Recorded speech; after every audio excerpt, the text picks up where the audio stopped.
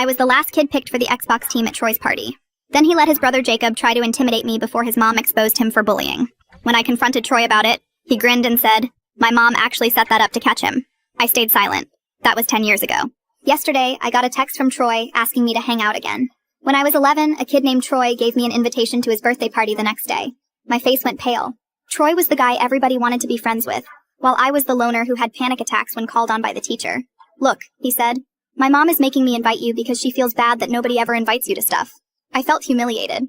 But I also hadn't been to a birthday since 2nd grade, so I said I'd be there. Troy mumbled something about pizza and video games, but what he didn't mention was that his older brother Jacob would be there. Jacob was 13 and was known for hardcore bullying uncool kids. I went home and tried on every shirt I owned, which wasn't many. Practiced conversations in the mirror. My mom was practically glowing when I told her about the invitation. She immediately went out and bought a gift card, wrapped it in paper that wasn't too babyish but wasn't trying too hard either. I googled how to be cool at parties and memorized the top 10 tips. Don't talk too much. Laugh at jokes. Don't be the first or last to leave. I even practiced my laugh to make sure it didn't sound too eager or too fake. The next day, Troy's mom answered the door with this huge smile. "You must be Ben. I'm so glad you could make it." She actually seemed genuine, which made it worse somehow. She turned to Troy and said, loud enough for everyone to hear, "Make sure you include him in everything, okay, honey?" The other kids looked at me like I was a math problem they had to solve. The party started exactly how you'd expect. When they picked teams for Xbox, Troy said, "Ben's on my team," while his mom watched from the doorway. When I managed to get a kill in Call of Duty, Troy practically shouted, "Great job, Ben," like I'd just cured cancer. The other kids cheered too, but one of them rolled his eyes when he thought I wasn't looking. During pool time, I did a cannonball that actually was pretty good. The kids laughed and clapped, but I heard Jake whisper to Connor, "We have to be nice, remember?" Troy shared his special edition controller with me, but only after his mom walked by the sliding glass door. When the pizza came, they made room for me at the table, but conversations kept dying whenever I tried to join in. They'd explain their inside jokes with this patient tone, like they were teachers or something. But then something weird happened during Capture the Flag. They let me plan the strategy, probably expecting nothing, but I'd actually been thinking about tactics while I watched other kids play at recess for years. When my plan worked and we destroyed the other team, Troy's high five felt different. Dude, that was actually genius. Things started shifting. During the present opening, I'd gotten him this book about coding games because I'd overheard him talking about wanting to make his own. His polite thank you turned real when he started flipping through it. Wait, this is actually sick. How'd you know I wanted this? By cake time, something had loosened. The laughter felt less like a performance. One kid forgot to be fake nice and just treated me normal, arguing with me about whether PlayStation or Xbox was better. That's when I saw Jacob at the upstairs window, staring down at us in the backyard. My stomach dropped. Troy must have noticed because he immediately squirted me with a water gun. "Tag, you're it!" But I saw his eyes flick nervously to the window. We kept playing, but 10 minutes later, Jacob was there again. This time Troy's mom was up there too, saying something to him that made him scowl. The party continued, kids actually talking to me like I was just another kid. We were all in the living room playing Mario Kart when Jacob finally came downstairs. The room went quiet. Jacob scanned the room like a predator, his eyes stopping on me. I was sitting on the couch, holding a controller, clearly the outsider who'd gotten too comfortable. He stared at me for what felt like forever. Then he pulled his shirt slightly up, revealing the tucked BB gun. He put his hands in his pockets and took out a few bullets. A smirk spread across his face like he was about to do something. He turned and walked back upstairs. My hands were sweating on the controller. The other kids exchanged glances but tried to keep playing. A minute later, we all heard his footsteps coming back down. Jacob appeared in the doorway holding the BB in his hand now. He took one step toward me, and then, "Jacob! Get over here now!" Troy's mom's voice cut through everything like a knife. She appeared behind him and grabbed his ear, actually grabbed it, and started dragging him toward the back door. Through the window, we could see her absolutely laying into him. His face went from smug to shocked to embarrassed in about 3 seconds. We couldn't hear the words, but her finger was pointing at him, then at us, then at him again. She marched him back inside. Jacob stood there, red-faced, his mom's hand on his shoulder. "I'm sorry for what I was about to do," he mumbled. "He won't be bothering you boys again," she announced. "Have fun." She gave Jacob one last glare before he stomped upstairs. The room exploded back to life. "Dude, did you see his face?" someone said. Troy looked at me and grinned. "My mom actually set that up." She'd heard complaints about him being a bully and knew he'd try something. She wanted to catch him in the act. The rest of the party was amazing. I had completely forgotten about how this invite was never genuine, and for those last remaining hours, it actually felt like I had real friends. When Connor's mom came to pick him up, he actually said, "See you Monday, Ben," like it was normal. By the time my mom came, I'd exchanged gamer tags with 3 kids. Troy even said something about hanging out next weekend. I left with this feeling I couldn't describe, like something had shifted in the universe. But then I came back to school on Monday. Troy wasn't there, but the other kids were. "Dude, did you hear about Troy?" "What? Happened when you tried to hide an injury from your parents?" "When I was 9 and scraped my knee falling off my skateboard?" My father made me lie on the kitchen table while he carved the wound deeper with a scalpel, because he believed shallow injuries would keep recurring unless you completed them. Dad had this twisted theory that the body remembered unfinished injuries and would recreate them over and over until they reached their intended depth. He claimed he'd discovered this through years of working as an EMT and seeing the same people with similar wounds repeatedly. Mom had left when his obsession started and took my sister, but somehow I got stuck with him. He kept medical journals filled with drawings of wounds at various stages and calculations about optimal depth for permanent healing. But after he finished carving my knee that first time, he bandaged it with professional precision and explained that now I'd never scrape that knee again because we'd satisfied the injury's full potential. The fact that I never did injure that exact spot again only reinforced his delusion. From then on, every bump, bruise, or cut had to be completed to prevent recurrence. A paper cut meant he'd slice down to muscle. A bruised shin meant he'd systematically bruise the entire leg. He had this whole philosophy about how modern medicine created chronic patients by treating symptoms instead of completing the injury cycle. He'd lecture me while cutting into my skin about how he was saving me from a lifetime of repeated trauma. His toolkit lived in a sterile metal cabinet in the bathroom like he was running a legitimate medical practice. He had scalpels for cuts, hammers for bruises, and needles for punctures, all organized by size and purpose. He'd put on surgical scrubs and gloves before each session and document everything in his journals with photographs and measurements. The worst part was how he'd calculate exactly how deep or extensive each injury needed to be based on formulas he'd created. A half-inch cut required deepening to 1 inch. A bruise needed to cover the entire muscle group. He'd mark my skin with surgical pens before beginning, and work with the focus of a surgeon while I screamed. I learned to hide injuries at all costs, but Dad did daily body inspections where I had to strip naked and turn slowly while he examined every inch. Finding a hidden injury meant the completion would be twice as severe as punishment for trying to let it heal naturally. My teacher noticed me limping from a completed ankle injury and called home, but Dad convinced her I had a rare genetic condition that caused spontaneous wounds. He actually forged medical documents and got a corrupt doctor friend to back up his story. The school bought it and even gave me special accommodations for when I couldn't walk after his sessions. One day I got a concussion playing basketball and tried to hide it from him.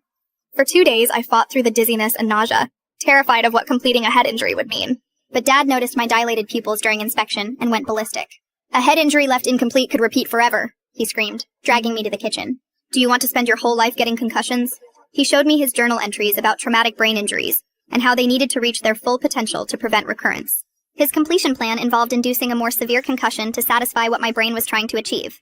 He made me put on a football helmet and positioned my head against the wall while he prepared to strike it with a baseball bat. I begged him to stop, but he explained this was the only way to prevent a lifetime of head trauma. "One properly completed concussion now, or dozens of incomplete ones forever," he said, practicing his swing. "I'm saving your future." That's when I finally fought back and managed to lock myself in my bedroom. He spent hours pounding on the door with his bat, screaming about how my brain would never heal properly without completion. I could hear him flipping through medical journals and recalculating the force needed for optimal injury completion. For 3 days, I survived on water from my bathroom sink while he camped outside my door. He slid diagrams under the door showing brains with incomplete trauma patterns. He played recordings of doctors discussing chronic concussion syndrome. On the 3rd night, I heard him on the phone with someone discussing sedation options for uncooperative patients. The next morning, he managed to pick my lock while I was sleeping. I woke up to him standing over me with a syringe and the baseball bat. "Don't worry," he said as I tried to scramble away. "Dr. Walker is coming to help. He agrees that your concussion needs completion, but thinks we should do it under controlled conditions." I jumped out my window and ran to the neighbors, but Dad followed, completely calm like this was normal. He explained to them that I had a dangerous, incomplete head injury that could kill me if left untreated. He showed them his forged medical credentials, and Dr. Walker pulled up in his van with what looked like official hospital equipment. The neighbors started looking uncertain as Dad described the medical necessity of completion therapy. Dr. Walker approached me with another syringe while Dad held up the bat. "We can do this the easy way or the hard way," he said. "But that concussion is getting completed today." As they backed me into a corner, Dad lifted the bat above his head and said the most terrifying words of my life. "Hold still, son. I calculated exactly where to hit to complete the injury without killing you. Probably." The neighbors took a step back when they saw the bat raised, but their 12-year-old daughter had her phone out recording everything from their upstairs window. I twisted hard and broke free from Dr. Walker's grip, sprinting toward the street screaming for someone to help me. A mail truck screeched to a stop right in front of me, and the driver, this older guy with military tattoos on his arms, jumped out and put himself between me and Dad. Except Tom the mail carrier had his phone out calling 911 while using his truck to block Dad from getting to me. Dad stayed completely calm and started explaining to the neighbors gathering on their lawns about my dangerous, untreated concussion that could kill me without immediate medical intervention. Dr. Walker pulled out official-looking papers and showed them around, talking about chronic injury recurrence syndrome and how I needed emergency treatment. Some of the neighbors started nodding and looking at me with concern instead of Dad with suspicion. The police showed up 8 minutes later and found me clinging to Tom's arm while Dad stood there in his scrubs looking professional and concerned. Dad handed the officers his forged medical documents, showing I had this rare genetic condition that caused spontaneous wounds and required completion therapy to prevent recurrence. The officers looked confused when Dr. Walker confirmed everything Dad said and showed his own medical license and credentials. I pulled up my shirt right there on the lawn and showed them the dozens of scars covering my chest and back, each one measured and straight like they'd been done with surgical precision.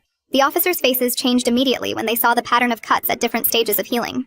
Dad insisted I'd done them to myself because of my condition, but the neighbor's daughter ran over with her phone showing the video of Dad threatening me with the bat while Dr. Walker prepared the syringe. The officers separated me from Dad and Dr. Walker immediately and called an ambulance while more police cars arrived. At the hospital, I sat in this small examination room, jumping every time a nurse or doctor came near me with any kind of medical instrument. The nurse Patricia moved real slow and explained everything before she touched me, checking my concussion symptoms and taking pictures of every scar on my body.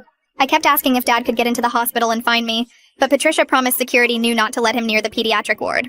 Detective Sarah Moore from Child Protective Services showed up with a camera and started documenting each scar while I explained what original injury Dad had been completing. She found records showing I'd been to the emergency room 43 times in 5 years. Every single visit signed off by Dr. Walker as the attending physician. 3 hours later, Detective Moore told me I'd be going to an emergency foster home while they investigated, and that Dad had been arrested but would probably make bail soon.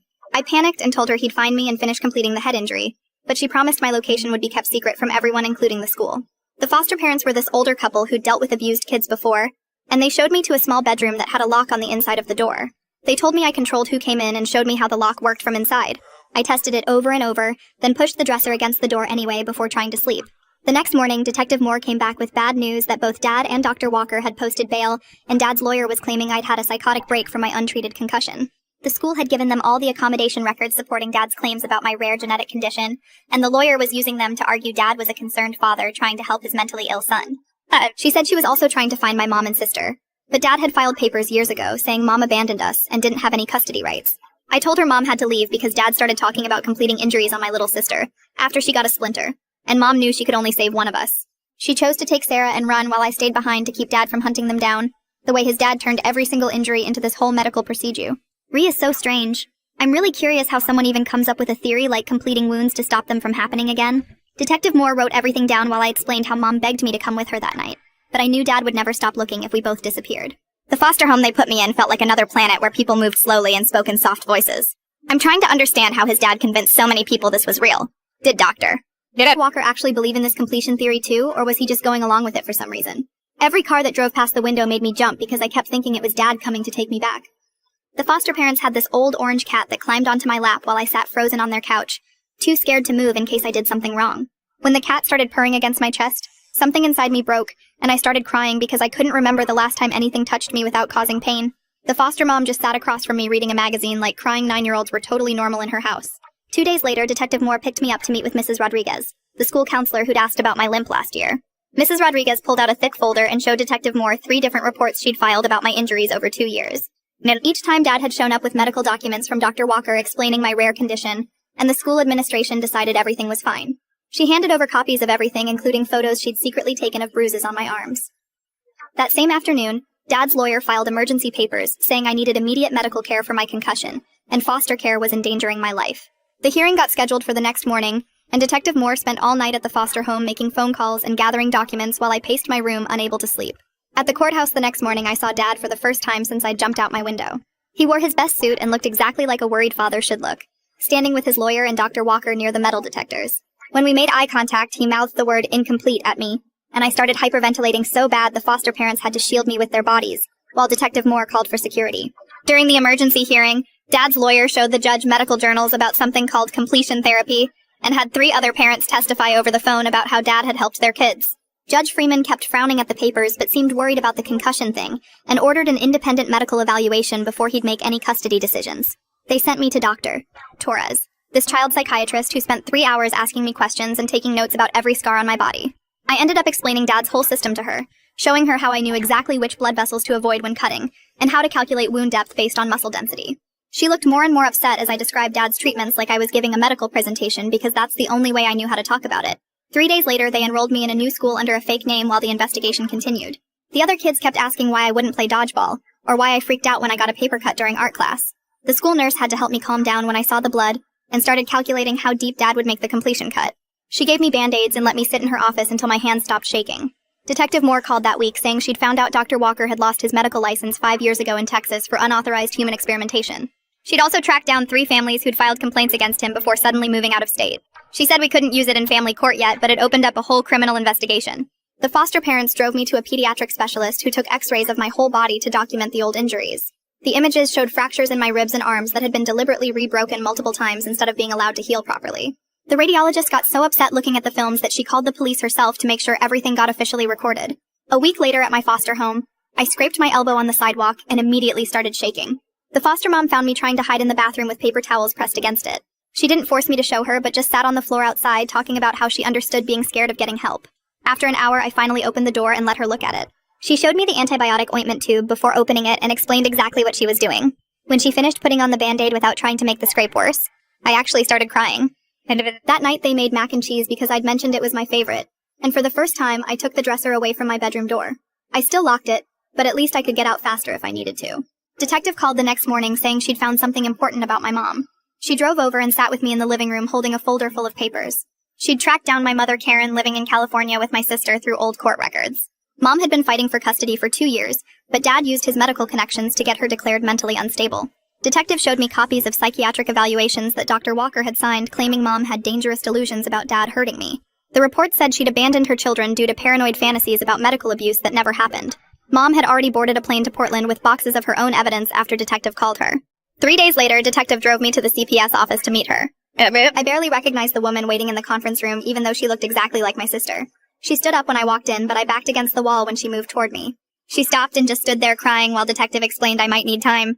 Mom pulled out old photos of us before she left. Pictures of me at 5 years old without any scars, smiling and playing at the beach.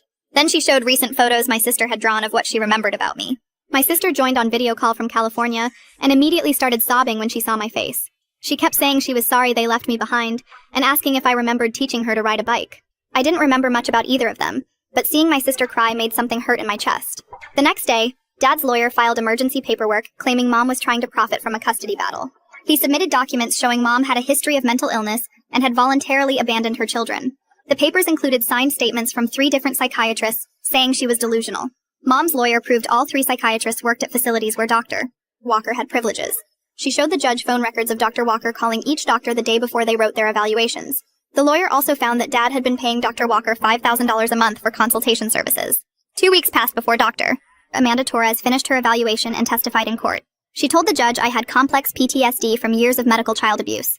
She explained that completion therapy had no scientific basis and was just torture disguised as medicine. She'd reviewed Dad's journals and said his theories showed clear signs of delusional thinking. The judge ordered me to stay in foster care while the criminal trial proceeded. That same week, Dad hired a private investigator who started following Detective's car. The investigator got caught taking pictures outside my school with a telephoto lens. The principal called the police and they arrested him for stalking a minor. He admitted Dad paid him to find where I was living so he could monitor my medical condition. Detective moved me to a new foster home that night for safety. I spent the first 3 days with my dresser and bed pushed against the door again. The new foster family had another kid named Marcus, who was 16 and had been removed from his home 2 years earlier. He sat outside my door the 3rd night and told me through the wood about his stepdad who used to beat him. He explained how he learned that not all adults wanted to hurt him, and that being scared was normal. He said it took him 6 months before he could sleep without barricading his door. After an hour of listening to his story, I opened the door just enough to see his face. He was sitting cross-legged in the hallway with old scars on his arms that looked like mine. 3 days later, I started seeing a specialist who worked with kids who'd been through medical abuse. She spread actual medical journals across her desk, showing me real science about wound healing. Every single thing Dad had taught me about completion therapy was completely made up. She showed me studies proving that deepening wounds caused more scarring, not less. She explained that bodies healed naturally without needing to complete anything. I kept arguing with her because accepting it meant all those years of pain were for nothing. During the supervised visitation hearing 2 weeks later, Dad brought 3 sets of parents to testify. They all claimed his treatments had helped their children avoid chronic injuries. One mother said Dad's completion therapy had cured her son's recurring bruises. Detective recognized the family's name from Dr. Walker's old complaint files at the medical board. Under cross-examination, the mother kept looking at Dad before answering questions. When the lawyer asked if she'd been paid to testify, she started crying. She admitted Dad had offered to pay off their $30,000 medical debt if they supported him. The other 2 families quickly left the courtroom when they heard that. How did Mrs. Rodriguez keep taking those photos for 2 whole years without anyone catching her? The way she secretly collected all that proof while Dad kept showing fake papers makes me wonder what else teachers notice but can't prove. Mom's lawyer then presented phone records showing Dad had called my maternal grandparents 47 times with threats. The foster mom just sitting there reading while this kid cried makes me wonder if she'd seen so many hurt children that she knew exactly when to give them space versus when to step in and help them. He'd told them he'd have them arrested if they tried to contact me. The lawyer showed emails where Dad described exactly how he'd isolated me from everyone who might help. He'd switched me from public school to homeschooling after teachers asked questions. He'd told neighbors I had a rare disease that made me injury-prone. He'd created an entire paper trail of fake medical conditions to explain away the evidence of abuse. The new detective they assigned to my case kept checking his phone during our meetings and forgot basic details from one session to the next. My foster parents noticed him mixing up dates and missing obvious connections that Detective Moore would have caught immediately. They started calling the department daily, demanding Moore's reinstatement, and within days, other families she'd helped were flooding the chief's office with letters and phone calls. The pressure worked because 2 weeks later, Moore walked back into my case with a stack of files and a determined look that made me feel safer than I had in weeks. During week 10, Dad's lawyer filed a motion to get all my therapy records, claiming they needed to check if I was making things up or had mental problems that made me unreliable. My therapist fought hard against it, but Judge Freeman ruled that some records had to be shared for the case to proceed fairly. I sat in the waiting room while they argued, knowing Dad would read every private thought I'd shared about nightmares and panic attacks, and how scared I still was of him. That same week, my foster family's German Shepherd started following me around the house, somehow knowing when the anxiety was building before I even realized it myself.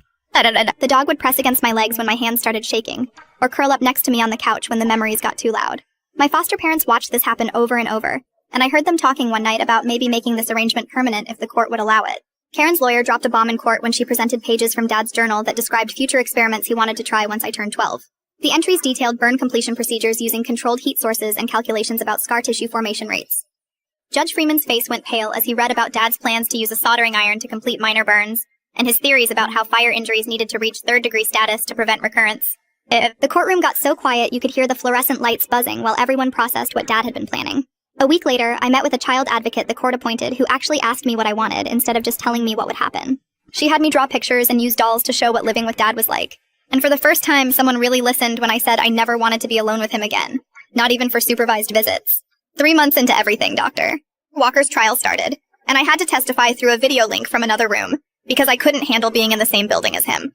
I described the baseball bat and the syringe and how he'd pulled up in his van ready to help Dad complete my concussion, breaking down twice when the prosecutor showed pictures of the medical equipment they'd found. Walker's lawyer tried to say I was confused from the head injury, but I remembered every detail, from the surgical scrubs he wore to the exact words he used about controlled conditions. Detective Moore got reinstated with a commendation, and immediately discovered Dad had been posting on medical forums under fake names, trying to find other doctors who believed in completion therapy. She found threads where he described my case as a success story and offered to train other parents in his methods, even sharing diagrams of optimal cutting depths for different age groups. The investigation expanded when they found 3 other families Dad had been counseling online about completing their children's injuries. But by this point, I'd stopped pushing my dresser against my bedroom door at night, trusting the locks and the German Shepherd who slept in the hallway outside my room like a furry guardian. My foster parents didn't make a big deal about it, but I saw them smile at each other when they noticed the furniture back in its normal spot. Then Dad's parents showed up from Arizona with expensive suits and a team of lawyers, claiming their son was a misunderstood genius who just needed psychiatric help, not prison. They filed for custody themselves, saying they could provide a stable home and proper medical care while their son got treatment, and suddenly Karen's public defender looked completely outmatched against their legal team. The forensic accountant the prosecutor brought in found something huge in week 14 when she discovered Dad had been billing insurance companies for every completion session, using diagnostic codes for legitimate procedures, and getting Dr. Walker to sign off as the attending physician. The fraud totaled over $200,000, which meant federal charges on top of everything else. And Dad's parents' lawyers suddenly had a much bigger problem than just the abuse charges. The next week, my sister testified via video link from California, and watching her on that courtroom screen broke something inside me. She sat in a bright room with palm trees visible through the window behind her, and described how Dad held her down when she was 6 to complete a bruise on her arm while I screamed and begged him to stop. Her voice stayed steady, but her hands shook as she explained watching him use the hammer on her bicep, calculating each strike to spread the bruising across the entire muscle group, while Mom stood frozen in the doorway. She showed the camera the scar tissue that still marked her arm 7 years later, and Judge Freeman called a 15-minute recess, because even the court reporter looked sick. That night, my foster parents found me helping their younger son Marcus with his math homework, and I actually enjoyed explaining fractions using pizza slices and candy bars. They watched from the doorway as I walked him through each problem with patience I didn't know I had, and afterwards my foster mom mentioned I might make a good teacher or even a doctor someday, someone who actually helps kids instead of hurting them. The thought stuck with me all night as I imagined using everything Dad taught me backwards, healing instead of completing, and for the first time, I pictured a future beyond just surviving. 3 days later, the prosecutor offered Dad a deal where he'd admit guilt and give up parental rights for only 5 years in prison, but Dad refused immediately. His own lawyers looked frustrated as he went on about how history would vindicate completion therapy, and future generations would see him as a pioneer in preventative medicine. He actually tried to submit his journals as evidence of scientific research until his lawyer physically took them away from him. Then everything went crazy in month 4 when Dad's mother showed up at my school demanding to see her grandson. The principal tried to explain about the protection order, but she kept screaming about grandmother rights until they had to lock down the entire building. I heard her voice from my classroom as she pounded on the main doors, and my body just shut down completely. They found me unconscious under my desk, and the ambulance ride became a blur of oxygen masks and concerned faces, while my foster parents followed behind. The hospital kept me overnight for observation, and Detective Moore added the protection order violation to the criminal charges against my grandmother. Meanwhile, Sarah tracked down a man named Robert, who'd been one of Dr. Walker's first experiments 20 years ago. Robert drove up from Eugene with medical records showing the nerve damage from childhood completions that still caused him daily pain. He agreed to testify about the long-term effects, and showed Sarah photographs of scars covering his legs, where Walker had completed minor scrapes with surgical precision. His testimony would prove this wasn't just about Dad, but a pattern of abuse Walker had been perfecting for decades. Dr. Gutierrez introduced art therapy during our next session, and handed me crayons like I was 5, but I didn't care. For an hour, I just drew, and when she asked what I'd made, I realized it was a house with a garden and a fence and no medical equipment anywhere. My foster parents framed it on the refrigerator next to Marcus's spelling test, and every time I passed it, I felt something loosening in my chest. During the custody hearing, Dad suddenly stood up and looked right at me despite his lawyer grabbing his arm. "I only wanted to perfect you," he said before security pulled him back down. I froze in my seat, unable to move or breathe, while Judge Freeman cited the outburst as proof Dad couldn't recognize the harm he'd caused. Mom underwent her psychological evaluation in week 18, and the evaluator confirmed she posed no danger despite the trauma from years of Dad's abuse. She admitted needing therapy herself to deal with the guilt of leaving me behind, and the evaluator noted her genuine remorse and commitment to healing. The report recommended supervised visits building toward eventual custody, which felt both exciting and terrifying. Then Dr. Walker got convicted on 15 counts including fraud, assault, and practicing medicine without proper oversight. The judge sentenced him to 15 years, but offered possibility of parole if he testified against Dad, which he accepted immediately. His testimony revealed Dad had been writing a book called Completion Therapy, A Parent's Guide, and had connected with other parents online about training them in his methods. 47 phone calls to the grandparents. How did he find time between? And all those completion sessions? How exactly does someone convince 47 different doctors that carving up a kid is normal medical treatment? The way his dad built this whole fake medical history with made-up diseases makes me wonder what kind of research he did to make it all sound believable. The way he built this whole fake medical story for the neighbors while doing real damage is mind-blowing. The prosecutor showed printed emails where Dad described his techniques and offered to mentor other parents in preventing their children's recurring injuries. That night, I asked my foster parents if kids who got hurt could ever be normal adults. They called their oldest son David, who'd been adopted 15 years ago after surviving abuse that made my story look mild. David taught high school biology and coached basketball, and told me that normal was overrated anyway. "Being a survivor makes you stronger than normal," he said, showing me pictures of his own kids and his teaching awards. "We know how to fight through anything because we already survived the worst."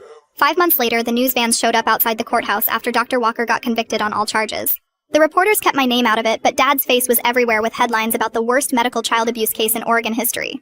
Letters started arriving at my foster home from people who'd survived their own abuse, telling me I was brave and sending drawings and cards. The social worker brought boxes of mail, and we spent afternoons reading messages from strangers who understood what it felt like to have parents who hurt you.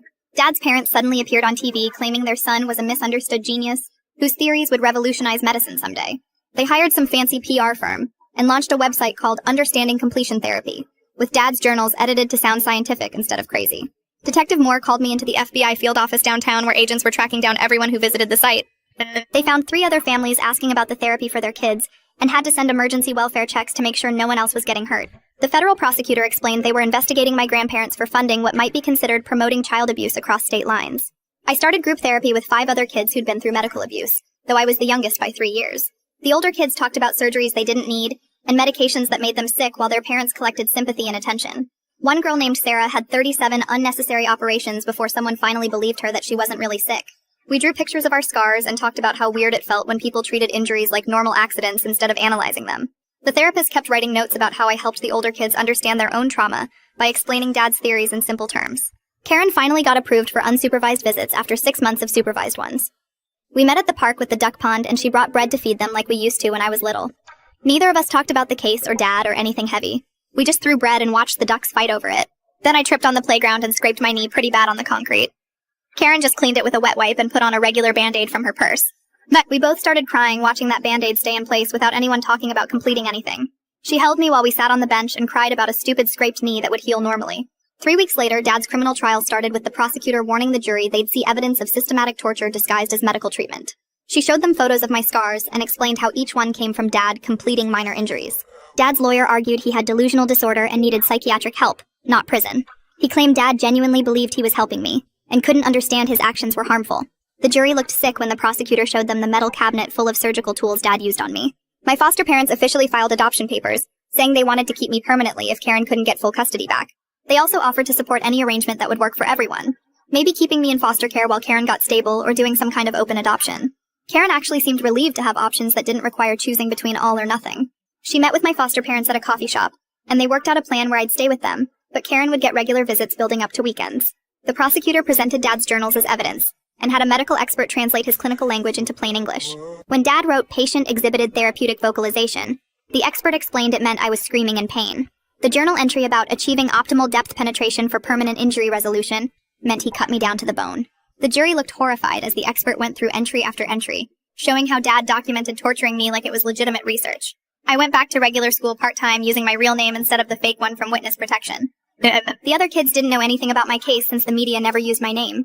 At recess, I flinched when kids played rough, but slowly learned the difference between normal playground stuff and actual danger. My teacher knew my history and watched carefully, but let me figure things out myself. When I fell playing basketball and got a bloody nose, she just gave me tissues and ice like any other kid. Dad took the stand in his own defense and calmly explained completion therapy like he was teaching medical students. He brought charts showing injury patterns and healing cycles, pointing at diagrams while describing how modern medicine failed patients by not completing wounds. When the prosecutor asked if he understood he'd hurt me, he said pain was necessary for proper healing. He called me his greatest success story, proof that completion therapy worked because I'd never re-injured the same spots he'd completed. The prosecutor asked how many other children he'd tested this on. Dad said I was the only official subject, but he'd been documenting everything since I was 3 years old, earlier than anyone knew. He'd been completing my injuries for 6 years, not 3. He pulled out a flash drive and said it contained thousands of photos and videos of every session. The prosecutor entered it all into evidence while the jury watched her scroll through hundreds of images of me at different ages, crying while Dad cut into me. The next day, Karen took the stand and I watched my mom for the first time in years as she gripped the wooden rail with white knuckles. She started by explaining how Dad's behavior began with small things like making me hold ice on bruises longer than normal. Within months, he was using medical tools on minor scrapes while she begged him to stop.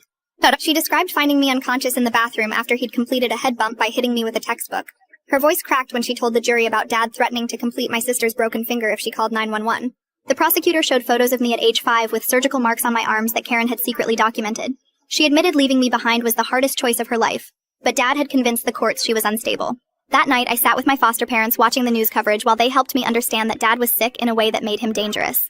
They explained mental illness doesn't excuse hurting people, but it helps explain why someone might think they're helping when they're actually causing harm. I kept feeling sorry for him, even though my hands shook whenever his face appeared on screen. The next morning, Dad's mother took the stand and shocked everyone by admitting she'd taught him that pain builds character when he was young.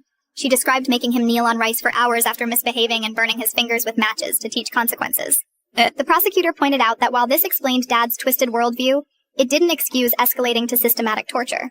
Grandma actually seemed proud of her methods, until the prosecutor showed her photos of my scars. My medical team testified after lunch about the nerve damage in my left leg that would never fully heal.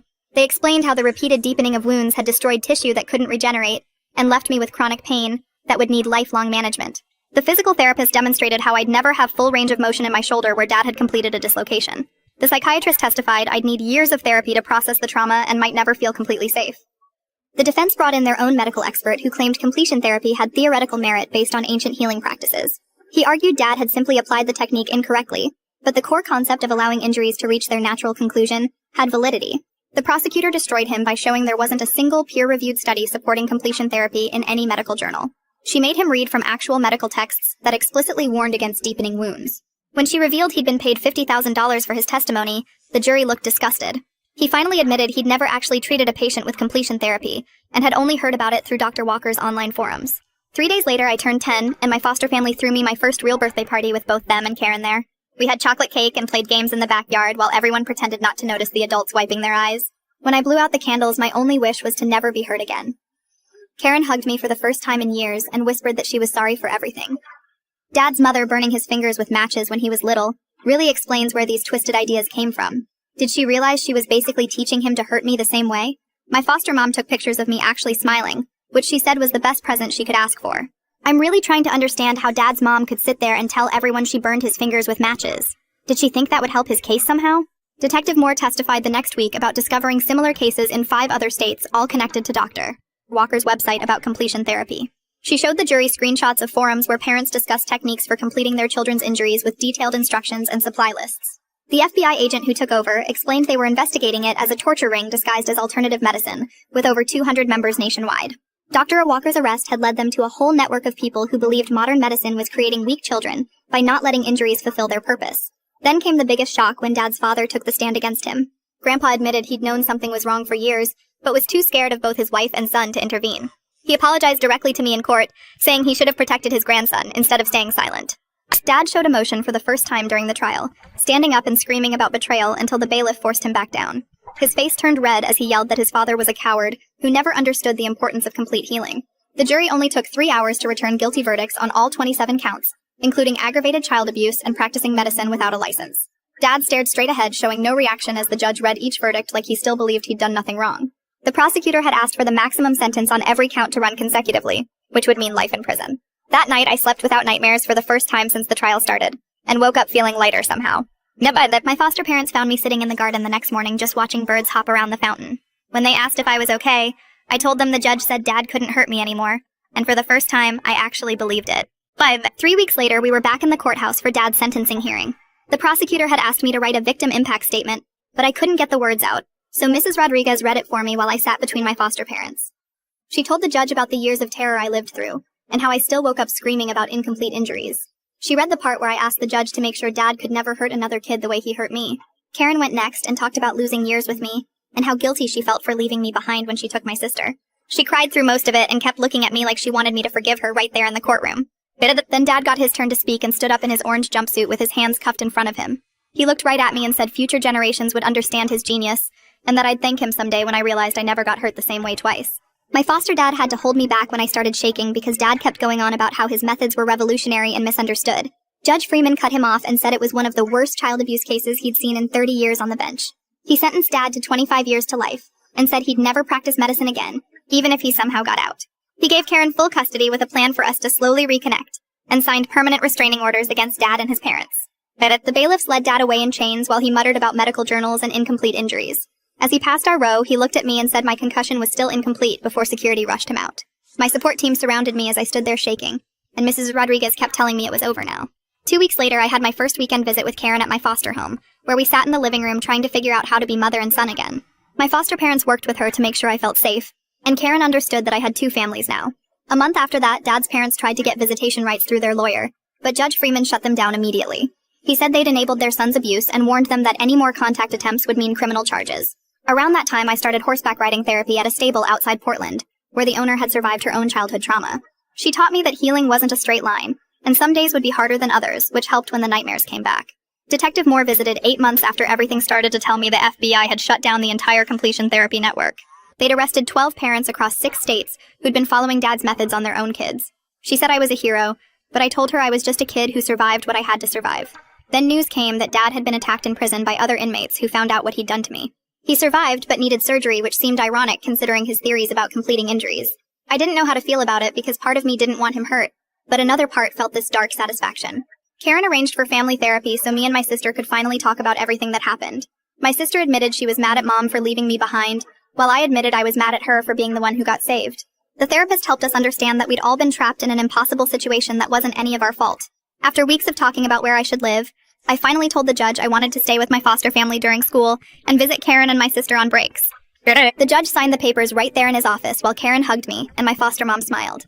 3 months later, my scars started looking less angry and red after the new doctor gave me special cream to put on them twice a day. The doctor showed me pictures of other kids who had scars and explained they weren't something to hide anymore. I rolled up my sleeves at school for the first time in forever, and nobody even stared at them.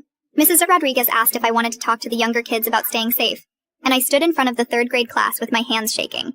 I told them if any adult hurt them and said it was medicine or for their own good, they should tell someone right away. The kids asked questions, and one girl came up after and whispered that her uncle did weird stuff to her, so I walked her straight to Mrs. Rodriguez. That summer, my foster family drove us all to this campground where Karen and my sister met us with their tent. We roasted hot dogs and made s'mores, and nobody talked about court or therapy or anything heavy. My foster brother taught my sister how to fish while I helped set up the tents.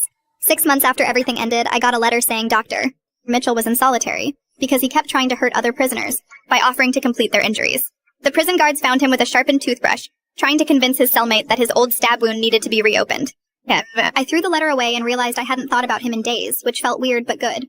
Detective Moore called to tell me they were making a new law called Ryan's Law that would make it easier to catch parents who hurt their kids and pretend it's medical treatment. She drove me to the state capitol building where I had to shake hands with politicians who wanted pictures with me. I didn't like the attention, but Detective Moore said my story could save other kids, so I smiled for the cameras. A whole year after I escaped, I went to see Tom, who still delivered mail on our old street. He was putting letters in a mailbox when I walked up with my foster brother, and he dropped his whole bag when he saw me. He kept wiping his eyes and saying how good I looked, and how proud he was that I asked for help that day. Tom said I saved myself, but I told him he was the one who believed me when nobody else would. My therapist's office had these soft chairs and pictures of mountains on the walls where I went every week. She asked what I wanted to do when I grew up, and I told her I wanted to be a real doctor who actually helped kids heal the right way. I knew what real pain felt like, so I could help kids who were hurting for real. She wrote in her notebook that I was turning my trauma into purpose, which sounded fancy but made sense. The scars on my arms and legs would always be there, but they just showed I survived. I was going to use everything I learned about real medicine to help other kids and make sure nobody else's dad could hurt them and call it healing. Thanks for exploring all this with me. Seriously, it's been awesome digging into these questions together. Can't wait for our next curious adventure. Like the video, it helps more than you think.